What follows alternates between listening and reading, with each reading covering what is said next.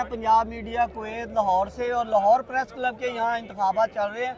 इस वक्त हमारे साथ एंकर पर्सन अमीन हफीज साहब मौजूद है। सर अस्सलाम वालेकुम जी। वालेकुम अस्सलाम। आज तो आप इतने प्यारे लग रहे हैं, यूं लग रहे हैं जैसे मैं क्लाश में आ गया हूँ। और क्या क्लाशी टोपी आपने पहनी हुई है, माशाल्लाह। सर वो इस तरह के ये चारों सूबे हमारे हैं, हमें इनको याद रखना चाहिए और अपने साथ लेके चलना चाहिए। सर आज इलेक्शन के बारे में क्या कहेंगे?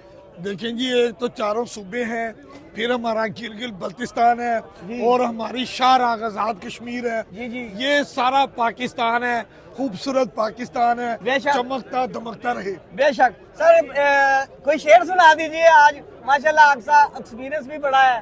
नहीं जी नहीं, आज इलेक्शन की चलो बात मैं है। सुना देता हूँ। नई सुबह है आने वाली, आएगी लाएगी अमन और खुशहाली। पाकिस्तान के लिए एक नारा हो जाए, पाकिस्तान जिंदाबाद। जिंदाबाद। थैंक यू सर, आप बहुत प्यारे लग रहे हैं आज। माशाल्लाह।